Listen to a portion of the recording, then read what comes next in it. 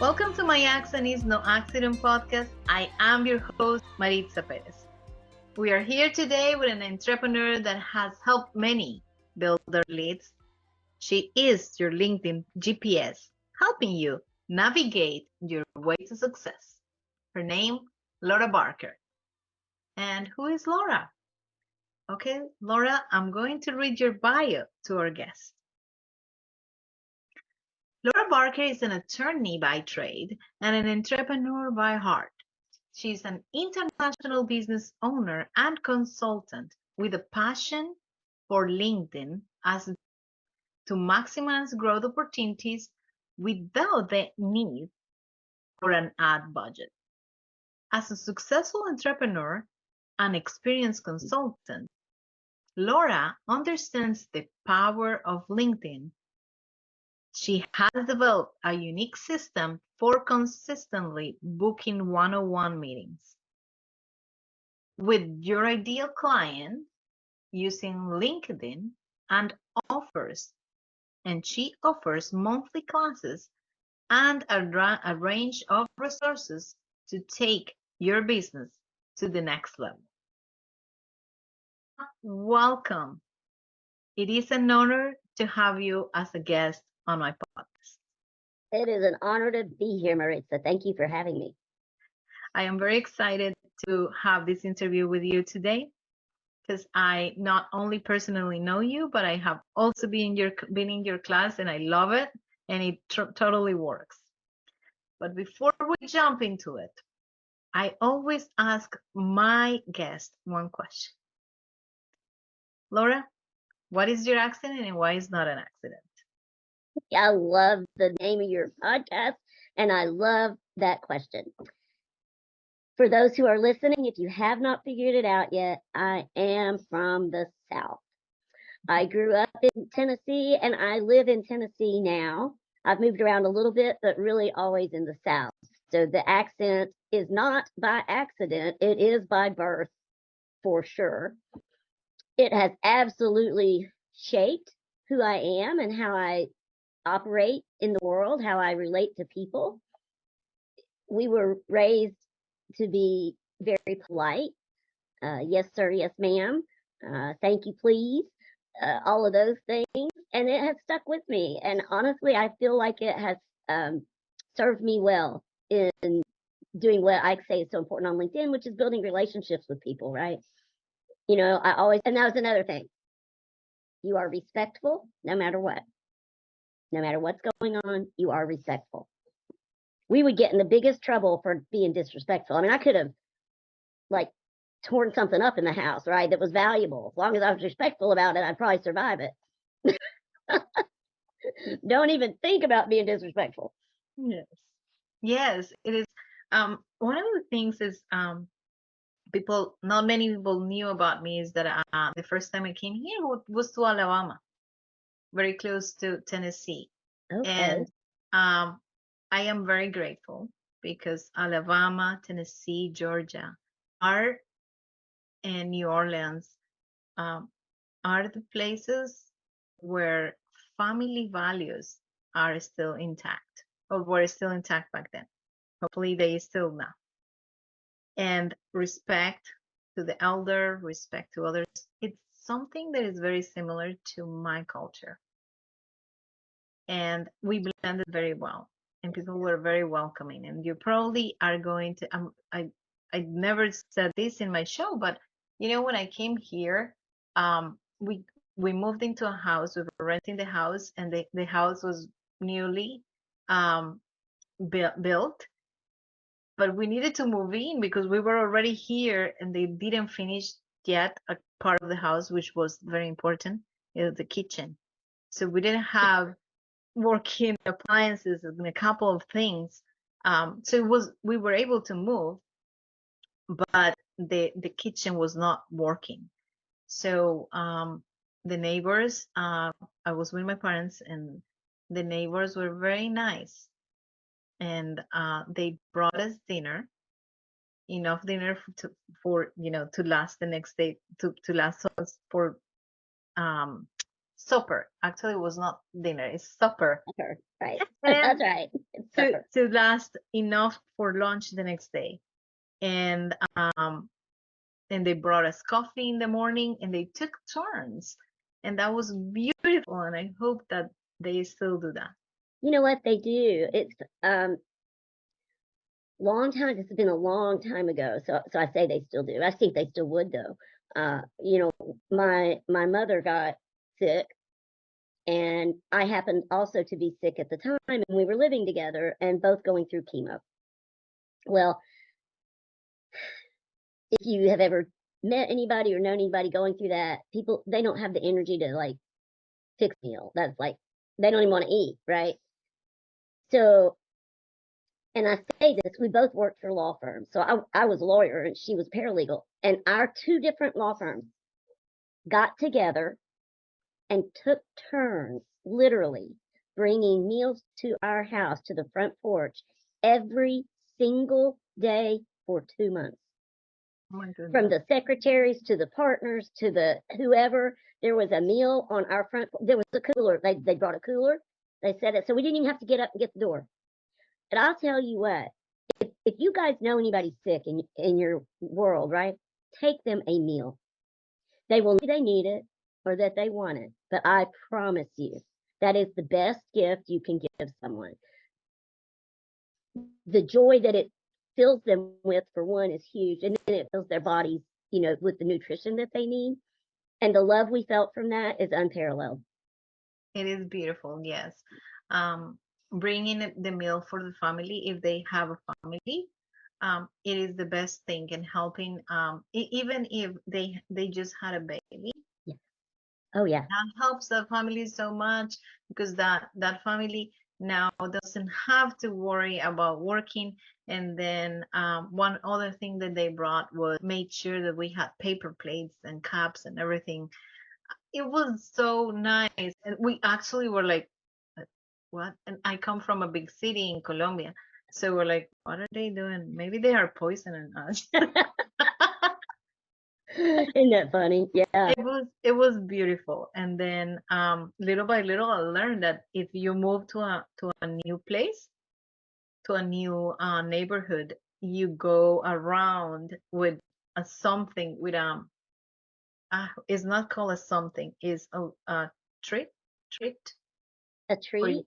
a treat to your neighbors. You take something homemade, cookies or something to, you know, Yes. banana bread or something homemade like that, usually to a new person in the neighborhood. Yeah. Yes, I love it. And that was beautiful. And that was one of the things that I am so glad I was able to be in the heart of the American culture. Yeah. That's beautiful. I love that. That's beautiful. Wow. Yes. So I am very happy about that. So we are going to talk about many things today. So one of the things that we had on our talk when we first started talking about this was how important it is to be diverse, not only at work, but is in life, because diversity starts from home. So wanted to talk a lot. I mean, you have had quite a story. I have a lot of stories, that's for sure. So I don't even know which one I shared with you, but I'll tell you what comes to mind right now when I'm thinking about this again. So my parents were always about including people. Uh, you know, if somebody did not have somewhere to go for Thanksgiving dinner, they would be at our house. Care who they were, where they came from, it did not matter, right? Didn't matter how many people there were. We just always had an open door policy. And that is something I've definitely carried through into my adulthood. But when I was a kid, um, I knew I could always invite anybody to the house, right? Because I knew my parents would be fine with that, which was great. And I also that's also where my starting as an entrepreneur really got started, because when I was 11, I got into a program called the Children's International Summer Village. And we got accepted. So I was one of the chosen to go on this trip to Norway Oh, for a wow. month without my parents. I was 11, right? At 11, yeah. 11. So there were 4 kids and a chaperone. And the chaperone was a grad student from UT, and her name was Sue McSween. She's wonderful, wonderful person that I kept in touch with, all these years later. But so we went to Norway, and here's why I'm bringing this up with regard to diversity, because the camp, notice, was Children's International Summer Village. So there were children from 8 different countries at this camp. And we lived together for a month. And so we had kids from Germany, from the Philippines, from India, literally all over the world. And each delegation had a night or a day, I guess, that we were responsible for food and entertainment. So we had to prepare something, traditional to our food that we eat here, and then everybody else's. We got to experience all this great cooking, right? But the funny thing is that we also had to provide the entertainment. So we were supposed to come prepared with some sort of something representative of our culture. So for us, and being from East Tennessee, that meant clogging. Do you know what that is? Dancing with clogs. It's like it's not what the folks from Ireland do. Those people are serious, right? We just did, old-fashioned Dolly Parton type clogging, right? But we had to learn. So before the trip, we all learned how to clog and did these little skits. And so on our night, we served our food, which now I don't even remember what we cooked. That's maybe barbecue. I think maybe we made barbecue. That must have been what it was. Yeah. Okay. And then we did this little skit of dancing for them. But that trip and meeting those people from those different countries was formative for me. It really instilled in me that no matter where you are in the world, you are just like me. We are just people. We are the same. We have the same fears, the same cares, the same concerns, the same loves. Yeah, they may look a little different. We say it a little differently and all that. But at the core, we are all the same. And that has just stuck with me. And it stuck with me in a way that I gave it importance in every aspect of my life and my businesses. It's important to work with people from other cultures. It's important to be around people from other cultures. And sometimes you have to work at that. Obviously I'm in the majority. I'm white, and but I am a woman. So I was not in the majority in the legal profession. Yeah. But you have to. So if everybody around you looks the same, it's time to expand your circles. Right? It just is. And I love that technology allows us to do this so much more easily now, right? We can connect with people all over the world so much all over it. Yes, exactly. It is very important to recognize that at the end we are all humans and that we are all the same. We all need to eat. We all need to survive. We all need the same things to live, no matter where we are. And then when you have from such a young age an opportunity like this to see people from all over the world, you are able to open your mind to see differences. And then when you are that young, you see differences as a way to explore. Yes. It's not a barrier. It's not. It's exciting. It is exciting. It's what can I learn here? Yes. And then that is one of the things that I like to bring into this show is, where did that go? Yeah. Remember when you were little, when you didn't know something and something was different, something was not like you, something you knew. The very first thing a child does is explore what it is and to get to know it. I have another story, and I'm afraid it's not so positive, because we obviously have issues. We have serious, deep race issues. When I was growing up, my cousin, another white person, married a black man. And this was in the late 60s, early 70s. Oh, wow. Not exactly accepted, right? Even in my own family. Now, my immediate family, now my parents welcomed them, open arms. There were some older people in my extended family, not quite so open-minded. And really, though, what it came from was fear, and that's what I saw as a child. I just saw, why are they so afraid of someone being different? I don't understand. I didn't It understand. doesn't. It did not compute with me, right? What happened was that they lived in Nashville, and somebody burned crosses in their yard, Oh, and no. it was terrifying. They had young children. Um, I will never forget the anger that I felt towards the perpetrators that were, of course, never identified, And I mean, no, they weren't, their house didn't burn down and they weren't injured physically, right? But that leaves a scar. It was a threat to their It was life. absolutely, and they left. They did not stay there, right? They moved. They moved to Yes. North Carolina, as a matter of fact.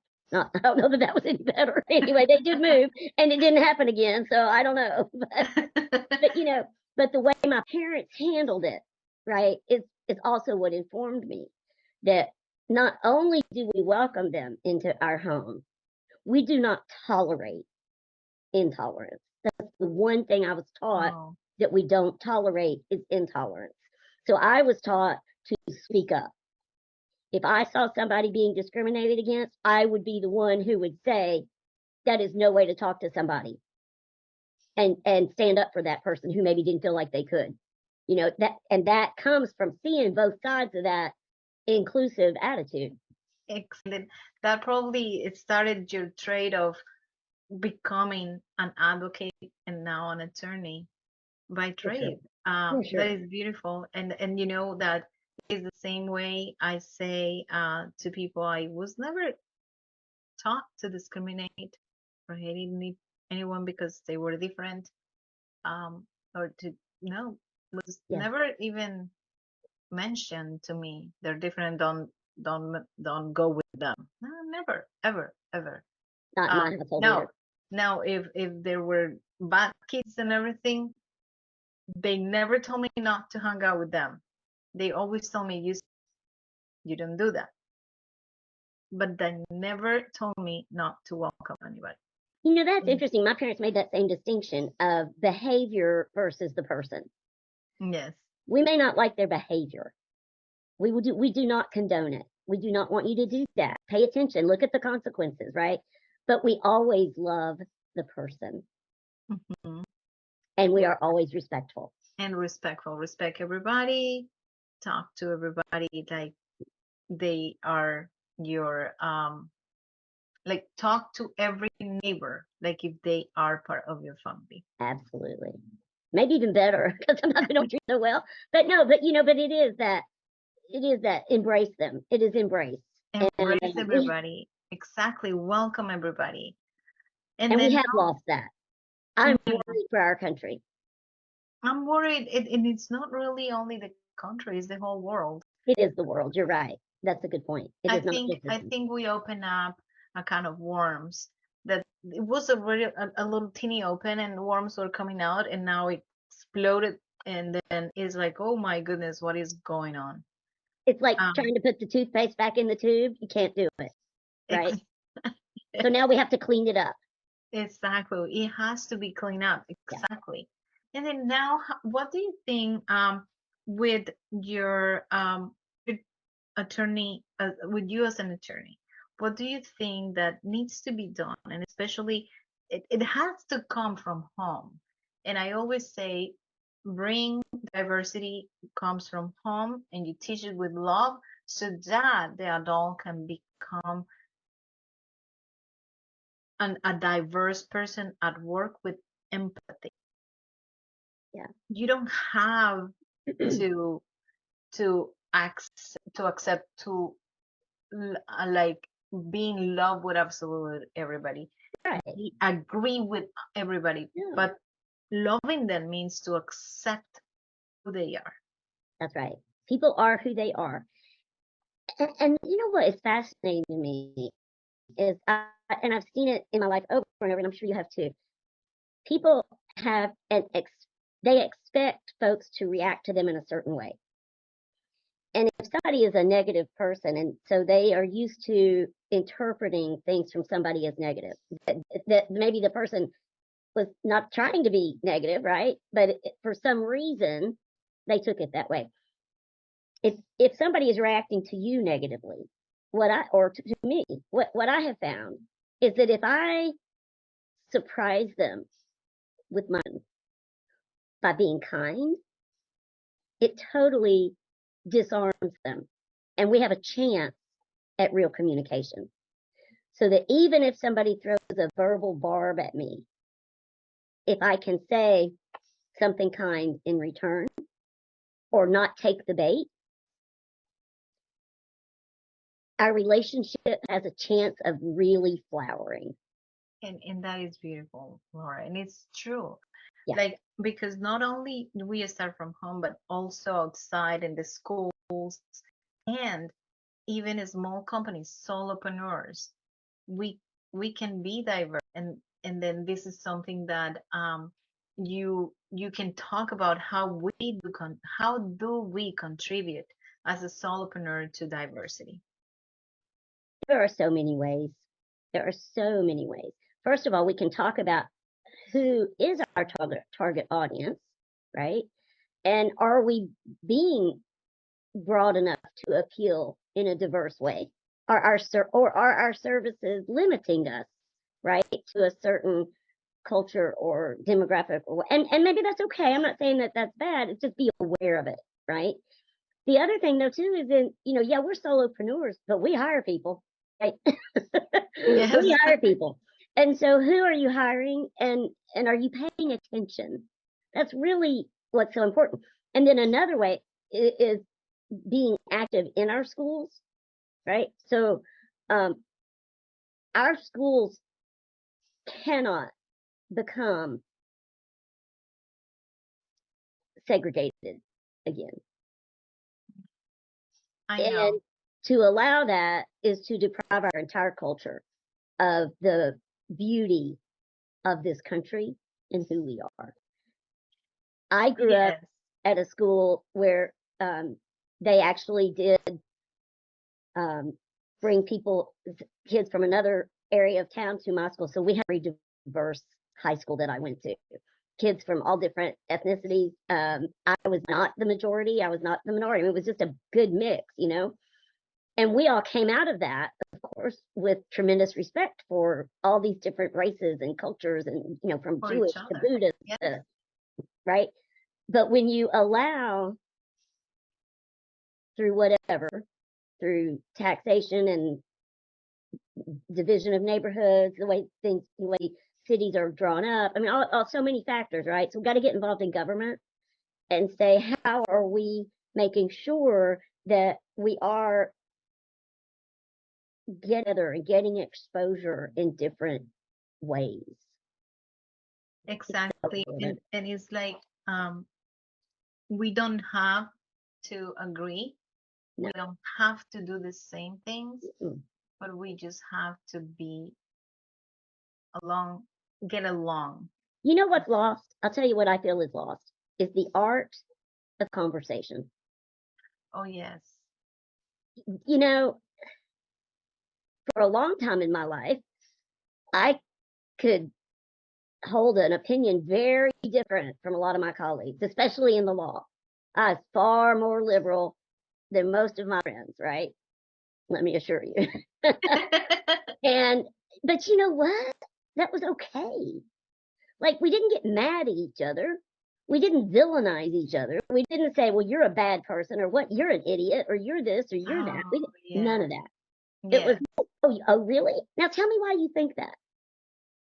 Tell Yes. me why you think that. I think that is something that we're losing. And then I think that nowadays when somebody has um, does something and specifically they post it on social media, Mhm. and then people have the this thing about them, thinking that they have the right to form an opinion and make it a reality for that person. So one of the things that I always say is, do not allow your kids to have a public social media account. Oh, I agree. Oh my I gosh, right? It's I devastating. mean, we are on social media, and how many entrepreneurs say, no, no, no, no, I don't want, do I have to go public? As adult, and as a person that owns a company, you're like, do I need to go public? And sometimes we doubt it, right? Right. If you doubt it as an adult, don't let it do that for your kids, because your kids don't know how to deal with that. No, they don't. And I'm not a fan of TikTok. I'll just say it.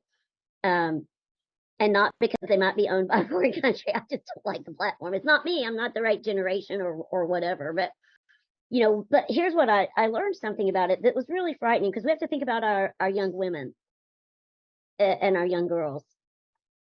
And when they can, I learned that TikTok had been applying filters to girls' videos without them knowing. So they're watching themselves on TikTok thinking that's how they look, and it's not, right? And then when they see their real authentic face, me and my wrinkles and my double chin and whatever, right? When they, of course, they don't have all that, they still look gorgeous and young, but when they see themselves not filtered or whatever, they start to get depressed. And it's all about comparing. Do I look as good as that one? Do I look as good as that one? That is just horrible, Yeah, horrible for our young people. Probably it for the is. boys too, but I know more about the girls. I mean, I think It, it's more prevalent in terms of appearance.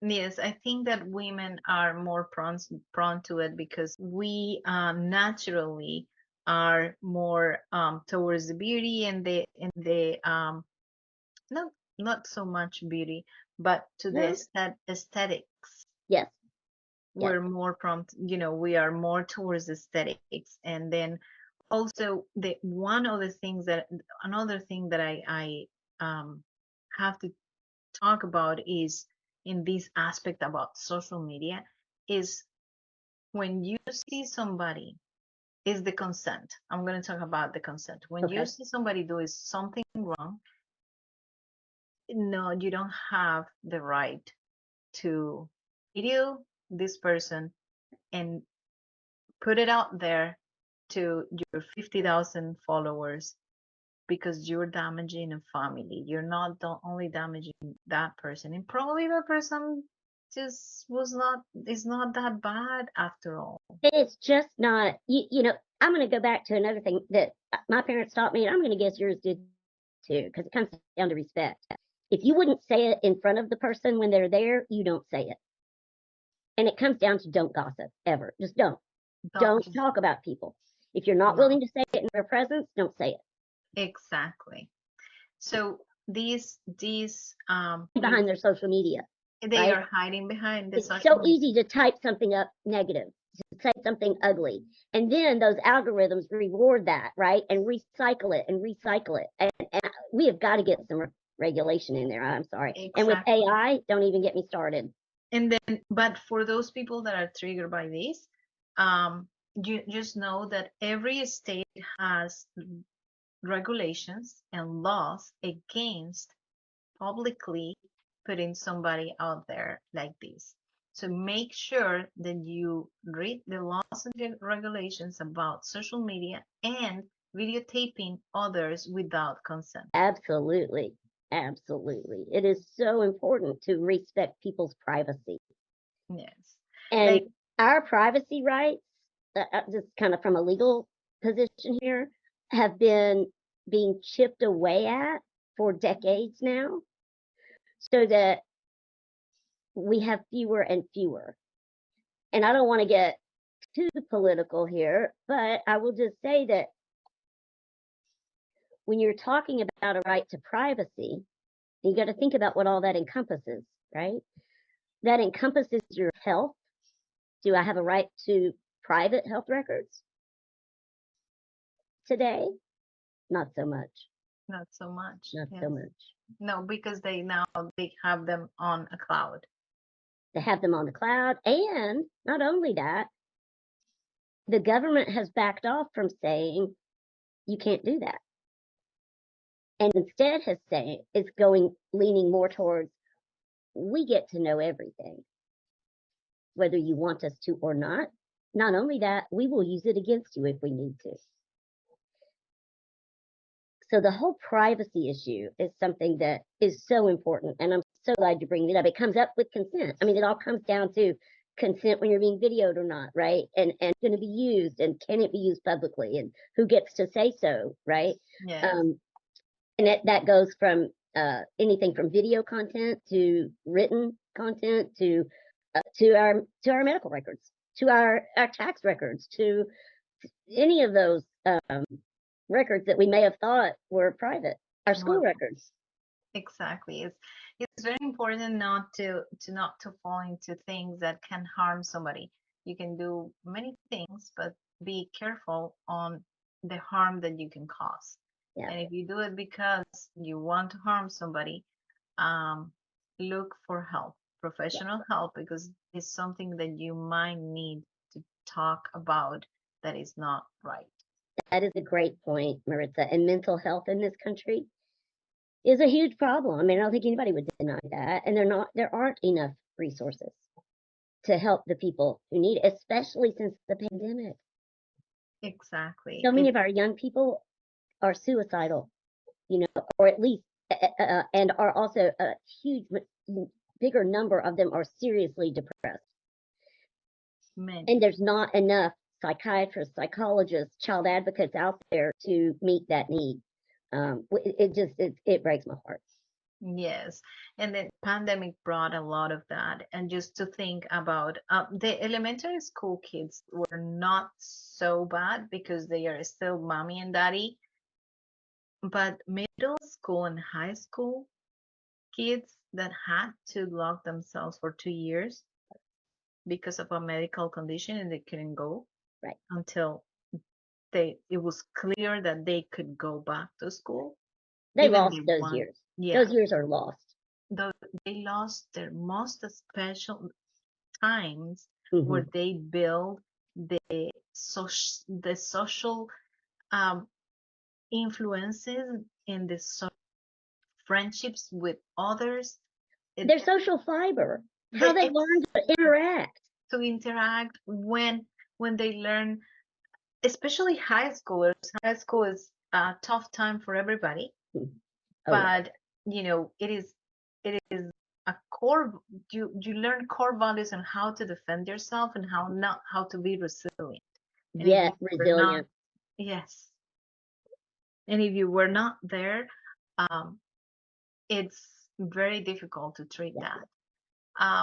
So going back to who Laura is, and this was beautiful, thank you.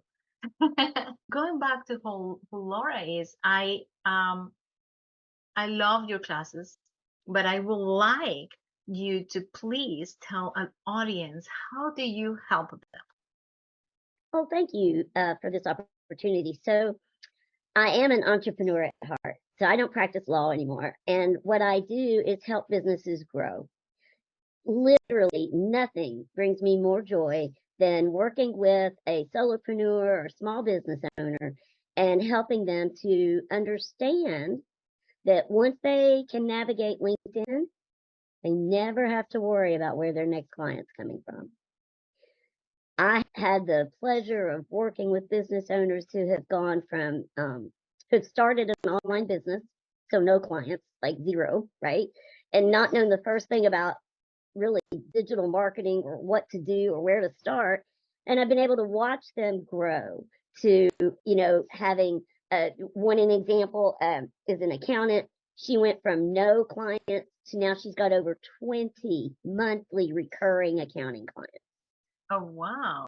Right. It's like, and that's just one example of many. I've been, so my joy, my business is in bringing systems to business owners, and primarily along with kind of general business consulting, because we don't do business in a vacuum. It's got to Yes. all come together, to make sure that they are getting started off on the right foot, so they can learn from the lessons and mistakes that I've made, because I've gotten my nose bloodied, make no mistake.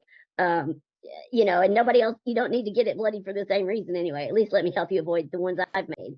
I've made plenty, but I've also had a lot of successes. So I can also, teach you in that regard too. And that's what I do. I just love it. It brings me joy to help other people grow in their business.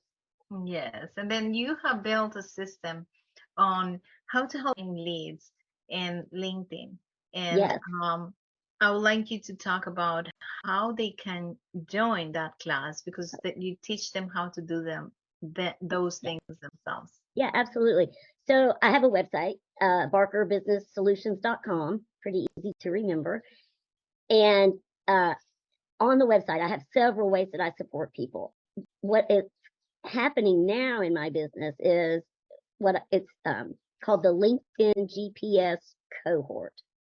And this is a monthly program that you can get involved in, and provides you with, from no matter where you are on your LinkedIn journey. So if you're brand new to it, you get started at this point in the program. And if maybe you're a little more advanced, maybe you start over here, right? But I'm able to meet people where they are and help them go to the next level through that cohort program. And in the cohort program, they get monthly master classes live by me, new ones every month, as well as monthly office hours. Because I'll tell you what I learned in this business that I'm trying to help people. I could do a webinar, and people would come and they would learn stuff and then they go away. But how many people have taken a webinar, thought it was great, and never done anything with it? Go implement, or maybe they try to implement and they get stuck and they go, right? Wasn't for Yeah. me. Well, I could not stand the thought of somebody getting stuck, because I know it's a matter of a little tweak. I know it is, right? So that's why I created this cohort, so that as they're working through my program, if they feel like they're stuck, they know they can just ask me, and I'll be able to get them unstuck and keep them moving, right? Keep that needle moving to grow that business. So that is what I love. That's what I love. Oh, I love that one. I didn't know about this one until recently, and Yeah. I'm very curious about it. I love it. And the class, I think the master class, the once a month, is amazing, and is every Monday at Yeah. We do the master classes on the first Mondays of the month. So okay. every Monday of the month, every first Monday from 2 to 3:30 Eastern is the master class. And then office hours are the third Mondays of every month. And in the office hours, let me just explain how that works. So you can come and go, of course, as you please. But what tends to happen is this: everybody shows up at the beginning, and you raise your digital hand, bring your problem, and we just work through it person by person. And people stay to hear what other people's problems are, because really, we're all on the same problem at some level, Yeah. right? And so they'll learn from listening to others. And so we kind of call this group laser coaching, right? So I'm working with you individually while there's a group of people there, and we just work through it, and I just stay until it's done. However many people are there, we just get it done. Oh, wow. This is amazing. Thank you, Laura, for doing that for the entrepreneurs and solopreneurs. That is amazing. I love it. And then, do you, if an entrepreneur is a busy entrepreneur and has an assistant, Yes. can they have the assistant come for them? Yes, I would just need to talk to them about that so we can set the parameters, but absolutely. Absolutely. We work with people and their assistants all the time. Excellent. Yeah. This is wonderful. We can find you at barkerbusinesssolutions.com, and they can find all the information you want over there. But you can also follow her on LinkedIn, Laura Barker, at Well, Laura, it's Laura Barker JD. So Laura Barker. that's because I'm an attorney. That stands for Juris Doctor.